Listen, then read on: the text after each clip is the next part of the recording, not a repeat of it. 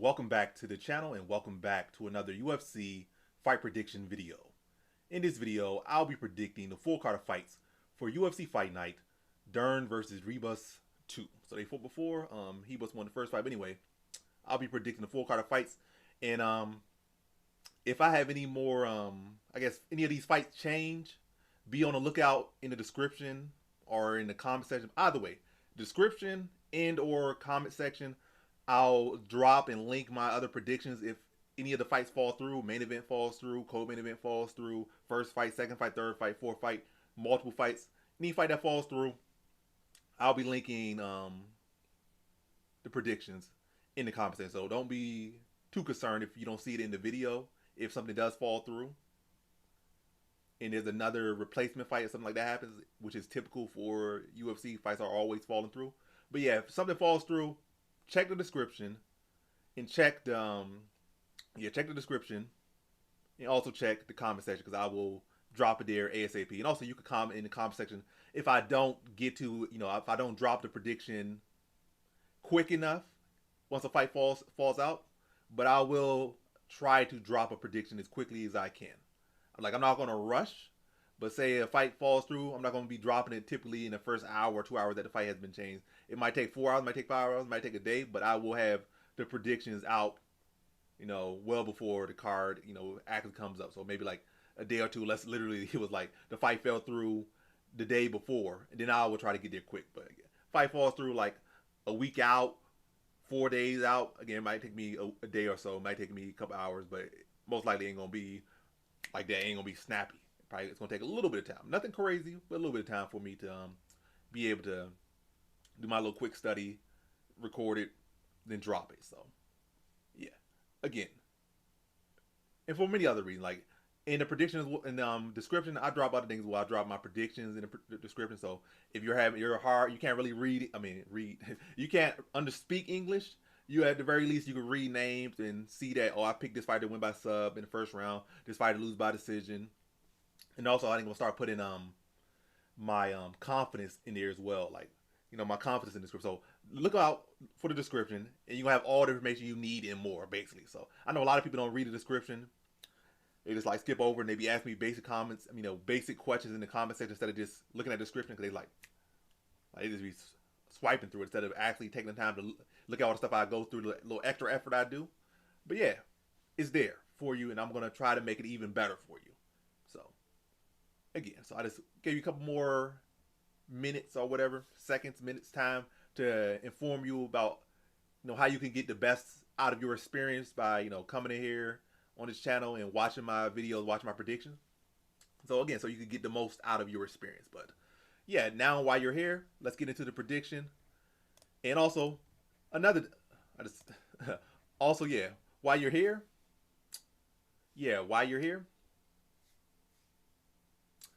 again, about the description.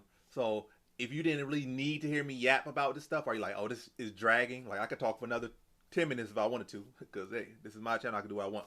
But yeah, if you don't want to hear me yickety yakking and you want to get to the prediction you want to get to, that's also in the description. Like the timestamps are in the description, have been in there for like 2 years now, maybe more, but like consistently for at least 2 years. So if you want to just jump to the first prediction, you can do that. You want to jump to the second, third, fourth, fifth, last, you can do that. It's right in the description. You don't have to skim through the video. You can literally just go to the description, then click the timestamp you want to go to, and you'll be right there. So you don't have to hear this. Like if you already understand it, like you already understand it now, then you could just go to the description and skip this whole bit of me talking for like 4 or 5 minutes and just get right to the prediction side of things. But yeah, for the people that don't know, this is for you.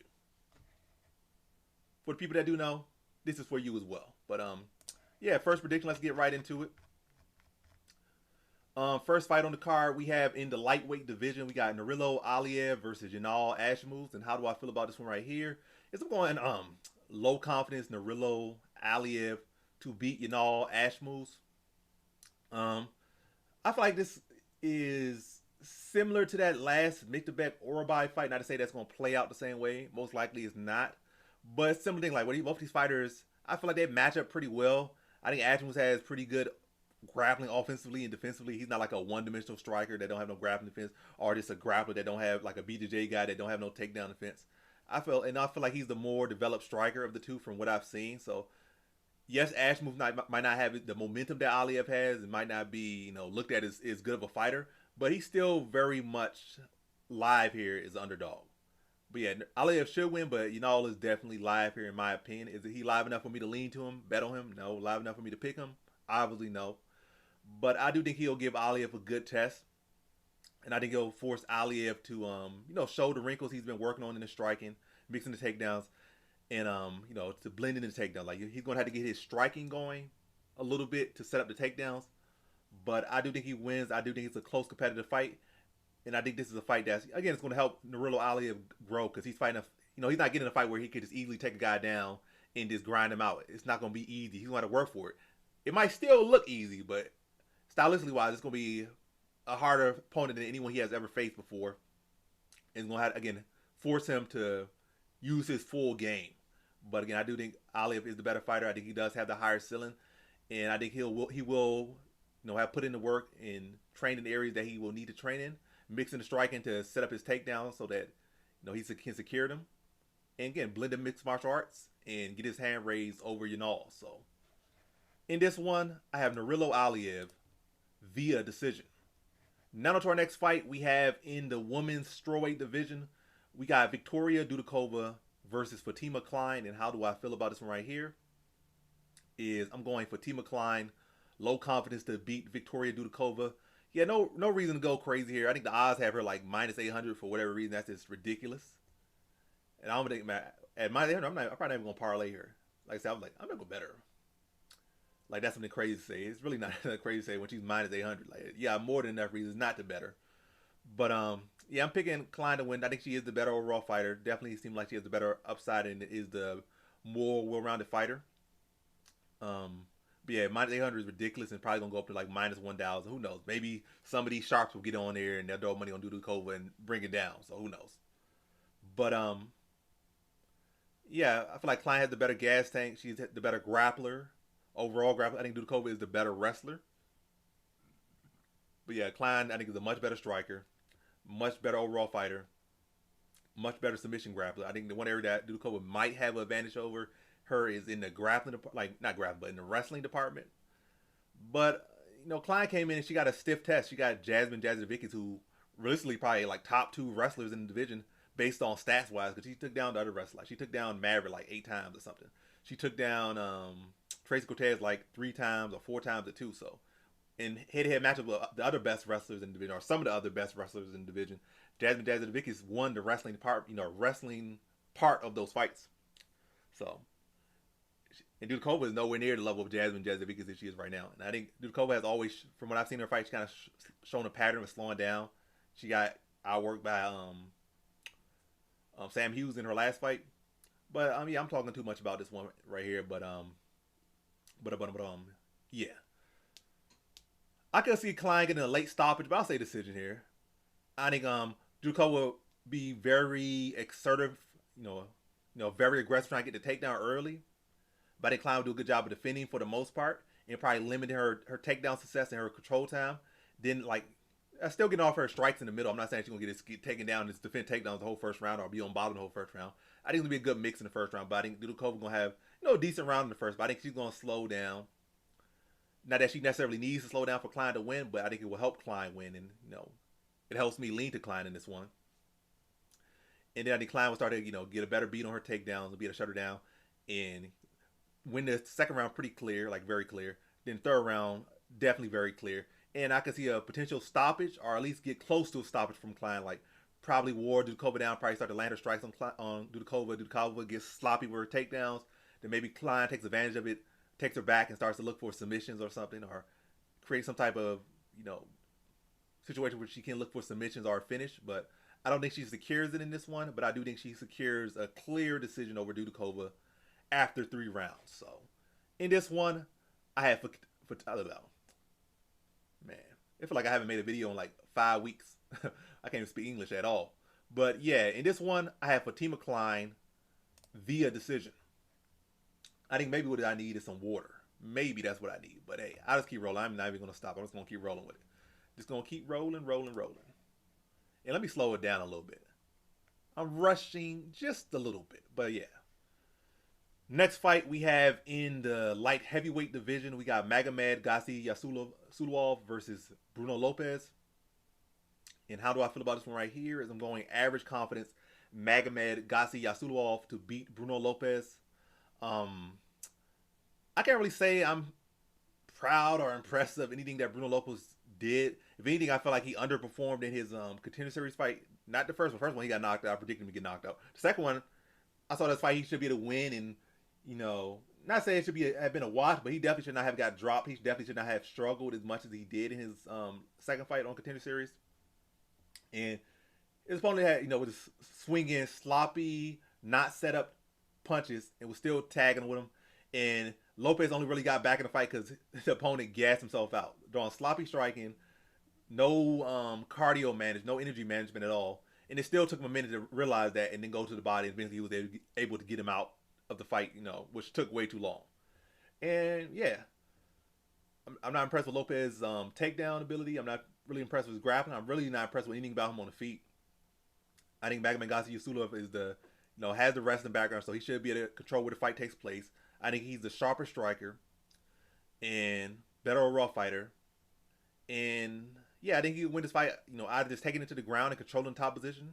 He can win it by just out striking him over three rounds, or he can knock him out. I think it's kind of a mixture of all those, but I think he knocks Lopes out in the second round. I think he'll be too sharp on the feet, too savvy, and Lopes just don't really seem to have intelligent defense at all, and I don't think he's the most durable guy either. So I think Gadzhiyasulov is going to be able to, you know, fill him out a little bit in the first round, then be able to put him out in the second round. So in this one, I got Magomed Gadzhiyasulov via second round TKO. Now to our next fight we have in the women's flyweight division. We got Ernesta Kareckaite versus Nicole Caliari. And how do I feel about this one right here? Is I'm going low confidence Ernesta Kareckaite to beat Nicole Caliari. And yeah, low confidence Ernesta Kareckaite to beat Nicole Caliari. Yeah, this is a low confidence fight. Caliari, I don't know where her takedown offense is at. I don't think she really has shown particularly great takedown offense, and I think Ernesta Kareckaite is the much more technical striker here. So kind of a stylistic matchup, but it's not like the grappler per se in this one has good takedown. You don't have the vehicle to get it to where you need to go. You really can't use your grappling. You can't just be like, I have a good grappling and rely on other people to take you to the ground. But yeah, it's two fresh fighters. Like, it's not like they have super established track record. They both can make big changes and be the difference. But I'll say decision Ernesta Kareckaite here against Nicole Caliari. Again, from what I've seen, again, I can't be in their gym. I'm not her boyfriend. I'm not this, I'm not that. I don't know what Caliari is doing. I don't know. I can only judge based on what I've seen. I'm not going to be one of those people like deep diving into their Instagram stories and trying to find, oh, look at them doing this. A lot of times they be doing stuff in the gym, like on tape for that little 20 seconds. Then the fight happens, and in the first 20 seconds, all that's out the window. All that stuff, a little bit of stuff they've been working on in their highlight reel. When it comes to the real deal, it's nowhere to be found. But yeah, I think Ernesta Kareckaite has decent enough takedown defense. I think she has solid enough ability to get back to her feet, and she did go in with a much better grappler than Caliari, and she went to a close decision that she arguably could have won that fight. Again, she went in with a better striker, a better grappler, a better overall fighter, and arguably still won that fight. Showed good ability to defend takedowns for the most part. Showed a good ability to scramble and get back to her feet. And again, she's the better striker. I think she's the clear better striker here, longer, clear better striker.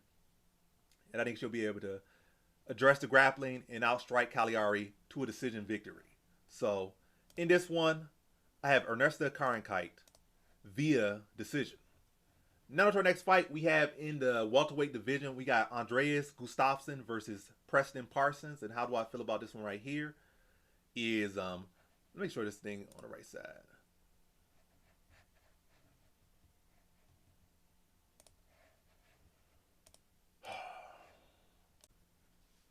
Yeah, I don't know how long that camera was glitching, but I'm just gonna roll with it. I'm just gonna keep going. Like, I'm not even gonna go back. I'm not gonna remake the video. Just gonna try to make it better in the future.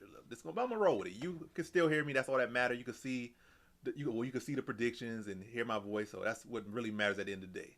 It's not about really seeing my face. Seeing my face is a good thing, but it's not the most important thing. But yeah, I don't know what the last thing I said, but oh yeah, Kareckaite decision. Next fight we have Andreas Gustafsson versus Preston Parsons in welterweight division. How do I feel about this one right here? Is I'm going low confidence Andreas Gustafsson to beat Preston Parsons.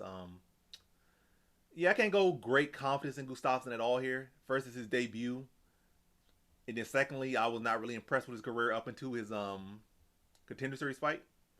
He had an impressive performance on the Contender Series, and also Preston Parsons on his side, he's an underrated fighter. I still feel like, in my opinion, I feel like Preston Parsons is the more technical striker. I feel like he is the more technical grappler here. But, you know, momentum plays a factor here. And also, where the head's set, you know, Gustafsson coming in, he's fresh, he wants to be here. I feel like Parsons, you know, he might be on the side where he feel like, I don't know if I'm this level of fighter anymore, or was I ever this level of fighter? And he has suffered losses in the UFC. He's coming off a loss in the UFC. So, all the things can factor into your mental. And Gustafsson, he's going to be a guy that's going to, his style is to push it. He's not the most technical guy in the striking and the grappling. Defense, like nowhere in his skill set is he really, you could say, a technical fighter. He has technical skills, but he's far from a technical fighter.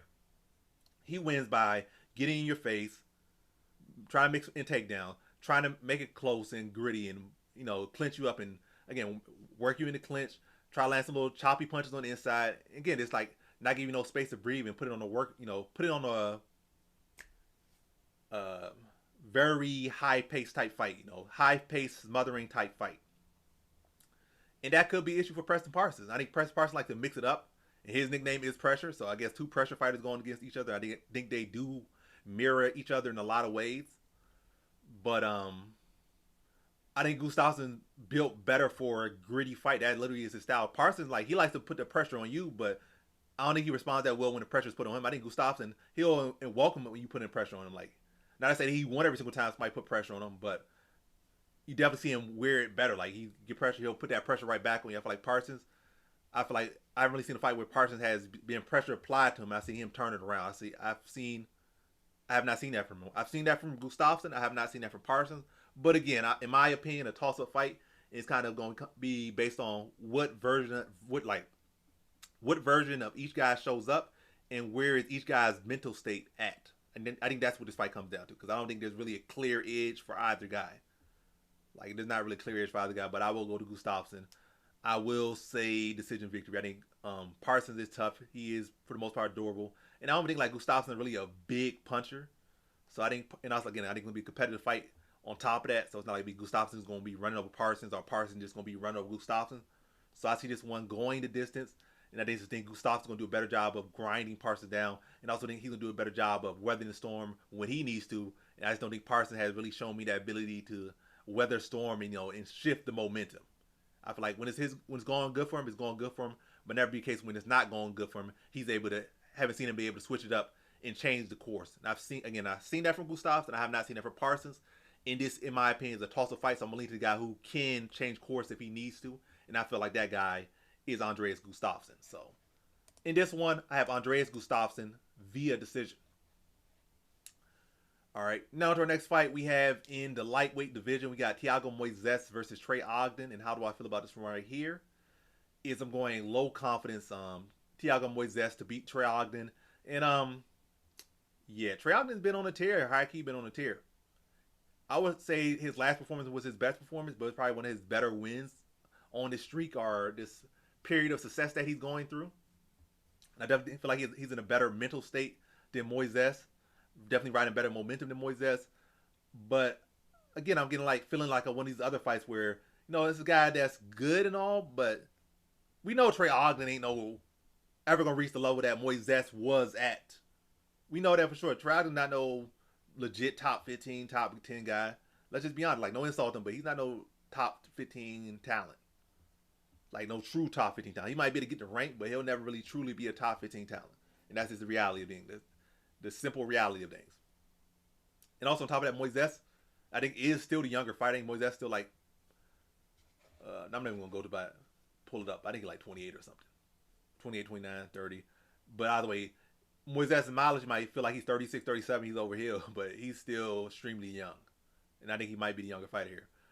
But yeah, I think Ogden has shown. I think Moises has shown solid enough grappling. I think he has the better striking of the two, from what I've seen.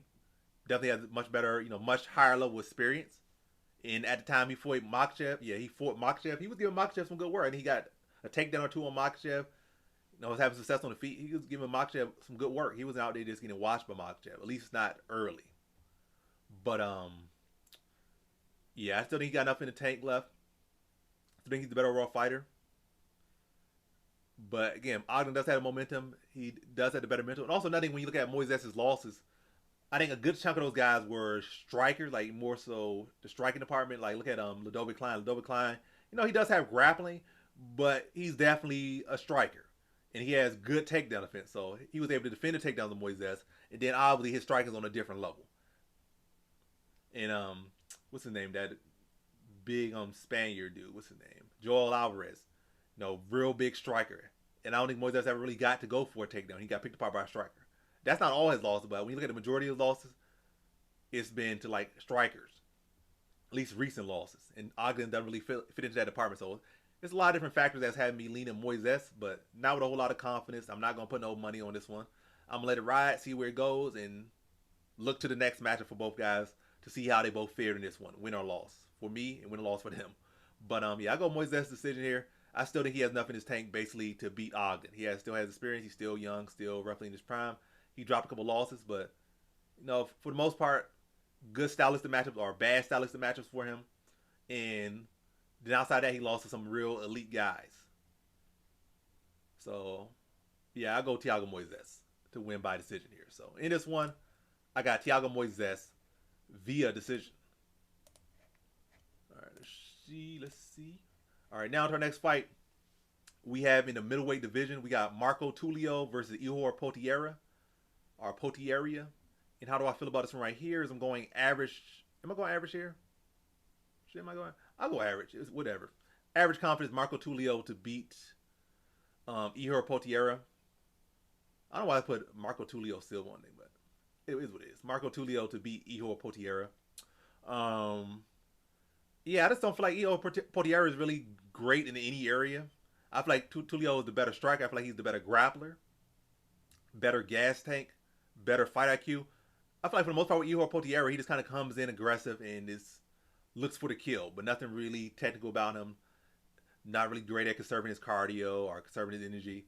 And I just think Tulio's going to tool him up. I think he's going to tool him up, and Potieria has been losing by knock. He hasn't really been getting submitted. I could see this going the distance. I definitely could see this going the distance. But I'll say late second round TKO for Marco Tulio. I think a fill-out process, breakdown factor, land the big shot or the big kick, and put Potieria away in the second. I also think Potieria is going to start to fade. His second round starts to go deeper into the second round, which will also leave him more susceptible to getting finished. So in this one, I got Marco Tulio via second round TKO. Now to our next fight. We have in the flyweight division, we got Jose Johnson versus Felipe Bunes. And how do I feel about this one right here? Is I'm going low confidence. Jose Johnson to beat Felipe Bunes. And yeah, I think Jose Johnson definitely has much more experience than Felipe Bunes at this level. I think he's the much better overall fighter. I think my biggest concern here is that Johnson's not really that consistent at this level. That's one thing. Then he has had some issues with his grappling in the past. I think his last fight, despite it being a loss, I think his grappling looked real good in his last fight. His striking looked real good in his last fight. Overall, he just looked real good in his last fight. I do think he's the tougher fighter than Bunes. I feel like Bones. I feel like Bunes kind of wilts when he started to tee off on him. Which is kind of obvious. You're gonna punch somebody, they're gonna get hurt, they're gonna get worn down. But you could tell like when somebody has like more of a, they mentally check out. Like yes, the physical aspect, but like they mentally check. And I've seen Bunes mentally check out a couple times when he's in fights when he getting hit. Where I feel like Johnson, I feel like he's been I think knocked out maybe once or twice. Don't quote me on that. Don't be mad about that, Johnson either. But yeah. But I don't really see that quit in Johnson. I feel like the last fight he battled throughout was sharp. He just went in with a very good prospect, and the prospect just was able to put on a crazy pace. And also I feel like Bunes has a crazy pace. I feel like he checks out cardio wise. I feel like he checks out defensively once he like where it's damaged. I just feel like there's a lot of checking out for him. And I think Jose Johnson is the sharper fighter. I do think that Jose Johnson showed good takedown defense for the most part in his last fight. But again, he went over Oswald Amabayev, I think is the guy's name. And Amabayev went for like 20 takedowns, so that kind of like that Marab approach. Like, I might not get it the first time, second, third, fourth time, but on that 10th time, I will get it. And I'm probably exaggerating just a little bit, but it was kind of like the effort. Like, he wasn't liking the striking too much. Johnson was looking real good on the feet. Was throwing some good submissions early off his back as well. He was getting back to his feet well. But again, it was just that crazy effort. And Bunes doesn't have good takedown offense for the most part. He definitely doesn't have a crazy pace or crazy cardio. And I think Jose Johnson can address the grappling of Bunes. And I just think he's the sharper striker. And I think he'll be able to wear Bunes down. And I'll say a third round TKO for Jose Johnson. Just extending Bunes, wearing him down, then put him away in the third round. So in this one, I have Jose Johnson via third round TKO. Down to our next fight, we have in the welterweight division, we got Punahele Soriano versus Uros Medic. And how do I feel about this one right here? Is I'm going, I'll go low confidence Uros Medic to beat Punahele Soriano. So right now, I still don't know where Punahele Soriano is. He won his last fight, but he went there with another fighter who was pretty much in a similar category to him. Like, you were a washed middleweight, and now you drop down to welterweight. So who knows? Maybe you're having a Buckley shift. Like, maybe you're going to evolve and found your right weight class. We don't know, because the last guy you fought was washed at welterweight. You were washed at middleweight. You came down to welterweight, and you got to win. So we don't know if you truly made improvements, or you just went in there with a washed fighter and you were just less washed. So we don't know. I don't feel like his skill set improved so much. I think, and another thing, I forget the guy name he fought. It don't really matter, but that guy was attempting submissions, attempting leg locks, which kept him on the ground, and then he took damage going for these leg locks. And Medic's not going to be going for no leg locks or jumping on no submissions. He's going to look to try to sprawl, look to get back to his feet if he gets taken down, and look to pick up you apart on the feet. And hey, there's another thing element involved. Uros Medic was a former lightweight. Punahele Soriano is a former middleweight. So could be a big kind of physical gap, maybe. So there's a lot of things to be concerned about here. But I will lean Uros Medic, as I said before, low confidence to win here. Yeah, I will lean him here. I think his takedown finish should be the hold up against Soriano enough. I don't feel like Soriano's takedown and top control is so crazy phenomenal. Again, I think it was helped a lot by his opponent, like literally holding on to legs and allowing himself to get punched in the head. And then by that time, his brain was mushed. Whereas again, Medic is not going to just be, like say, he might give him takedowns, but what do we know? He's not going to just hold on to a leg, get punched in the head, and keep going for submission instead of trying to get back to his feet. If he gets taken down, he's going to be working his way back to his feet. And again, I feel like Soriano has great submission game. I feel like he has a great top game from what I've seen. And I think Uros Medic can address that enough to be able to stick to his strength or get to his strength, which is striking, be faster, be sharper, and eventually be able to put Punahele Soriano away. And I'm going to say late. I'm going to say he stops him late. Accumulation of damage, extending Soriano, probably digging into the body and breaking Soriano down. And Soriano probably going to look lost. And when Soriano when striking is pretty much overhands, like big power shots. Pretty much limited to one hand and power shots on the feet. So if he can address the grappling, Soriano can be very limited and very predictable on the feet. And also cutting down to welterweight, probably not as durable. And not like he was ever super durable at middleweight either. And I think, I think Uros Medic will be able to extend him, accumulate damage, put him away in the third. So in this one, I have Uros Medic via third round TKO. Now to our next fight, we have in the featherweight division, we got Austin Bashi versus Christian Rodriguez. And how do I feel about this one right here? Is I'm going low confidence Christian Rodriguez to beat Austin Bashi. With this one, Bashi does seem to have a good stylistic matchup for Rodriguez. Like he seem to take him down and control him, to a decision. Seem like, but who has he really beat? What has he really done? Like, he went on the Contender Series, he beat a guy. I think he was a huge favorite to beat. He did what he was supposed to do. I don't think it was nothing crazy, nothing super impressive. And we might look at Christian Rodriguez, he lost to this, or he had this issue, or he should have lost that fight. But I think Rodriguez has just been fighting a much higher level competition, which is obvious. He's been fighting in UFC, for some good guys at what's it called? Wait, this has been at featherweight. Yeah, he fought some good bantamweights, for some good featherweights, and I just not seen Bashi fight at this level. It's not like, and it's also not like Rodriguez just a sitting duck on the ground. He has some good takedown offense. He has good subs off his back. He gets back to his feet well. He has good cardio, good gas tank. I think he is a much more well-rounded fighter. And it's not the first time he's winning it with a young, solid prospect. If anything, he has a good track record when you go on with him with young, solid prospects. Like who did he beat? Raul Rosas Jr. He beat him. He beat Cameron Simon. So again, he's 2-0 against these young, relatively unproven prospects. And Bashi's not the first one he's fighting. And Bashi's kind of simple. He's not simple. Simon was more so striker. Rosas Jr. was more so a grappler. And I think Rosas Jr. from what I've seen is much better than Bashi. But again, different weight classes. But I don't feel like Bashi's actually that big of a featherweight. I feel like he could go down to bantamweight. So it's not like I'm saying too much. But basically, I'm not sold on Bashi. To get to the point, I am not sold on Bashi. I think Christian Rodriguez can address the grappling enough. Again, probably throw him his own submissions, work back to his feet, be more crafty, make Bashi have to work and limit his success, then just be the more effective striker and really the one doing more damage over the course of the fight. And being effective, dealing damage more over the course of 15 minutes and not giving Bashi really established control over the 15 minutes. He might get little moments here and there, but I think Christian Rodriguez will do a good job of neutralizing Bashi for the most part. And again, dealing more damage, probably threatening with some submissions and keeping Bashi honest, and then again, dealing more damage over the 15 minutes. So, in this one, I have Christian Rodriguez via decision. Now to our next fight, we have in the middleweight division, we got Chris Curtis versus Roman Kopylov. And how do I feel about this one right here? I'm going low confidence Roman Kopylov to beat Chris Curtis. You can't ever really sleep on Chris Curtis too much. Like, because it's not like Roman Kopylov, I feel like he has a good style to beat Curtis. He's the younger fighter, I believe. And he has a better momentum. More diverse with his attacks than Chris Curtis is. And his approaches than Chris Curtis is. But, it's not like he's the perfect stylistic matchup to beat Chris Curtis. I feel like Kopylov, cardio is not where it needs to be, necessarily. His volume not where it necessarily needs to be. And he's getting better at mixing the martial arts, which can help him. But he's not, again, at the level where, you could really feel super confident picking him to beat Curtis. And again, also, he's not super young. He might look super young, but he actually he's a lot older than he is.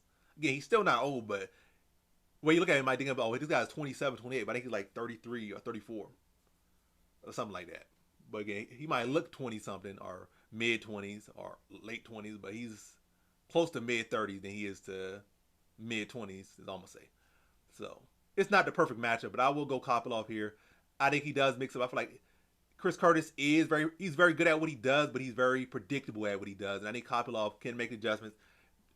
Just move his feet, pick up the volume, be smart with his strikes, maybe mixing the takedown every now and then. Not even just about securing the takedown, but giving Chris Curtis a look. So that Chris Curtis got to respect the takedown as well. So he can't just be there looking for the counter or trying to set up a big shot or, it just throws off Chris Curtis' timing and his ability to plant when he wants to, his ability to generate power, his ability to find the counter. We started mixing the takedown because, again, it gives Curtis something else to think about. But I do see this as a very close competitive fight. But I think Kopylov would just be more diverse. He might not put up the crazy volume, might not have that crazy work rate, but I think he'll do just enough and ultimately do more than Chris Curtis.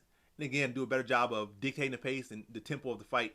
And that's going to be everything in this fight. And I think that will take Roman Kopylov to a decision victory here. So, in this one, I have Roman Kopylov via decision.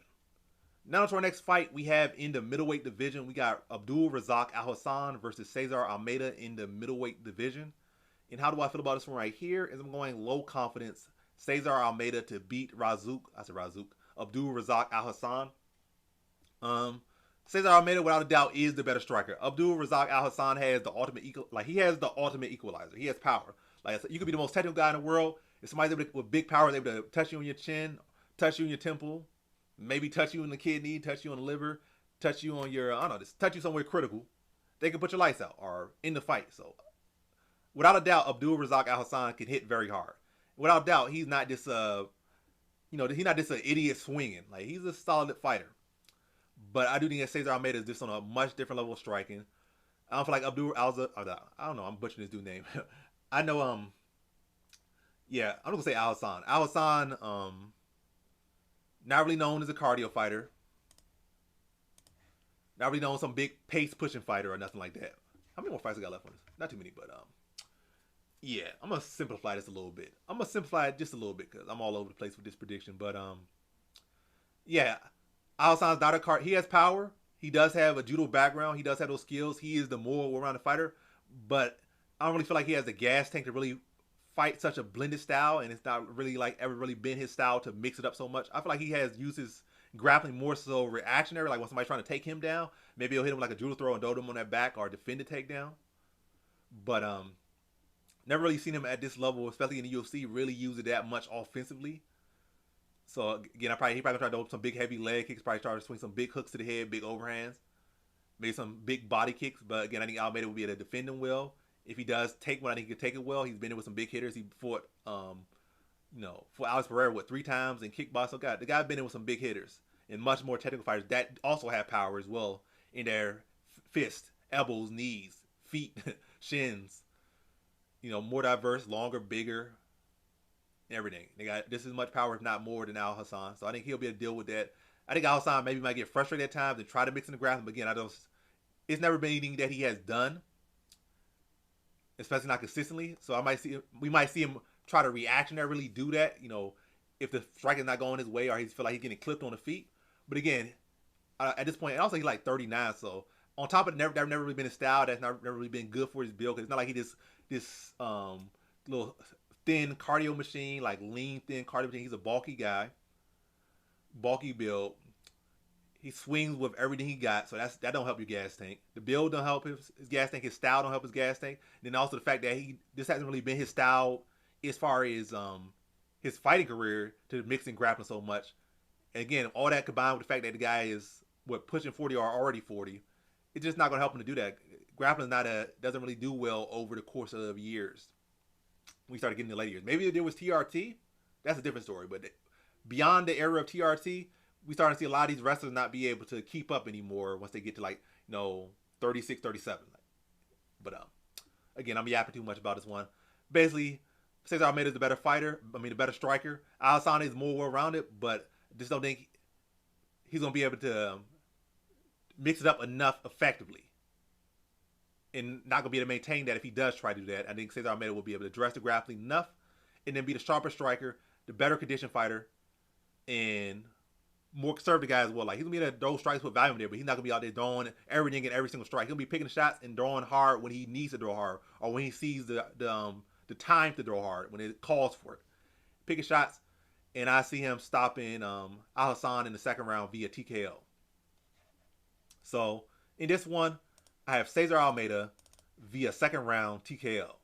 Now to our next fight, we have in the welterweight division, we got Santiago Ponzinibbio versus Carlston Harris. And how do I feel about this one right here? Is I'm going low confidence Carlston Harris to beat Santiago Ponzinibbio. Low confidence Carlston Harris to beat Santiago Ponzinibbio. They're both up there in age. Ponzinibbio definitely got a lot more mileage. He's been in UFC for a long time. Harris been in UFC for a good little minute, but nothing too crazy. Maybe like 3-4 years, maybe more. But he really hasn't had that many fights. He's been around, but he hasn't had that many fights. Ponzinibbio has been around. He has had absences. He has had a lot of fights. Was ranked, top 15, top 10 at one point. But yeah, much more malice on Ponzinibbio. I feel like Ponzinibbio never really had the best chin anyway, but I feel like it's particularly has gotten very weak now. I feel like Carlston Harris has the length. He has a bit of awkward striking. I think he can find the chin of Ponzinibbio. I just don't think Ponzinibbio's chin will hold up. Not to say that Harris' chin is super phenomenal, but when you look at the people that have been stopping him, who stopped him? Chaos Williams, crazy power. Shavkat Rakhmonov, we know he's a killer. Ponzinibbio, I've been seeing him get wobbled by Verano. See him get wobbled. I've been seeing him get wobbled for a minute. I think ever since he returned, I feel like it's, that layoff, like 2-year layoff. I feel like ever since that layoff, his chin just not been the same. And I think also, didn't he get knocked up by not the Korean He got knocked up by Lee Jilliang. Again, not the worst thing in the world, but still, I just feel like his chin has, again, Miguel Baeza, that's who he fought. And Miguel Baeza, washed now, but was rocking with jabs. Like, again, that was a clear sign that this guy's chin had faded bad. He won that fight, but he was getting rocked by every single thing Baeza was throwing, with light or heavy. He was getting rocked by everything, or wobbled by everything. And yeah, I think Harris has less mileage. He'll have the length. He has the power. I think he'll be able to find the chin of Ponzinibbio. And I think he puts Ponzinibbio out. I'll say first round. First round knockout for Carlston Harris. So in this one, I have Carlston Harris via first round TKO. Now to our main event, We have a rematch in the women's strawweight division. We got Mackenzie Dern versus Amanda Ribas 2. And how do I feel about this one right here? I'll go low confidence. I feel like it really could be average confidence Ribas, but given the fact that this is 5 rounds, given the fact that this fight most likely going a distance, and given the fact that the judges do love Dern, that's my concern. Take the judges out of the equation and give like good judges in that department. I feel like I'll probably have average confidence Ribas to win here. But I can't trust the judges too much, so I'm gonna go low confidence here. I think this one goes the distance. I still think the same stuff applies. It's to the first fight. No, Ribas is a black belt in BJJ like Dern. Maybe not the level of Dern in pure BJJ, but this is MMA, and I think MMA BJJ and BJJ are two different things. Like sports BJJ versus MMA BJJ, street fighting BJJ is two different things. When you can throw punches, elbows, when you don't have to actually grapple if you don't want to, you could just deny the grappling chain. You could just fin takedown. You could run and jog away from the grappling and just wave them up. You don't have to go there and engage with them. You don't have to try to go for points. You could I don't want to play this game. I use my BJJ. I use my wrestling to stand up, and then I'll pick you apart on the feet. Yeah, Ribas is still definitely the much more technical striker. Still much more technical striker. And it's not like Ribas is a low output fighter or anything like that. And I feel like Dern, I feel like her takedown offense improved just a little bit, like marginally. That's maybe the only thing that has improved, marginal improvement in takedown offense. But striking, she's still just swinging big shots and just rushing in and hoping for the best. And I think Ribas can still deal with that counter stuff, land spinning back kicks to the body, catch her with jabs, catch her with check hooks. Not to say Ribas is the most technical striker either, but I think she's definitely a much, much more versatile and more technical striker than Dern. And again, maybe not as much of a technical grappler, but as far as, again, MMA BJJ, I think she is comparable. And it's not like Dern has been getting no crazy submissions, and definitely don't think she can get no sub over Ribas. But yeah, basically, to sum it up, I think Ribas will be able to address the grappling of Dern. I don't think she's going to be too concerned about Dern either way. I think she could go for takedowns on Dern, neutralize her in Dern's guard, drop elbows on her, punch her to the body a little bit, disengage when she wants to disengage, maybe pass to like a half guard and lock her down and just take the position. Because also another thing, Dern on bottom, she's going to probably be accepting of the bottom position. I think even, what was that fight? I think it was her very last fight. Was like, Lupita Godinez? I think Godinez at that point got her down and was able to neutralize her. And I think Ribas is a much better grappler than Lupita Godinez. So, and Dern is also too willing to play bottom a lot of times. And I think Ribas is going to be able to shut her down for the most part. And on feet just be, and just on feet and in general just be the overall more well-rounded fighter and the better fighter. And I see her beating Dern over the course of 25 minutes. I don't see her stopping her. It's definitely on the table. But I will lean to a decision. Like Dern has shown to be very durable. It's not like Ribas is a big hitter. So I see this one going the distance. And I see it going the way of Ribas yet again. So in this one, I have Amanda Ribas via decision. And let me see. And yeah, so that concludes my fight predictions for the 4-card fights for UFC Fight Night. Dern versus Ribas 2. And as always, thanks for watching. Peace out.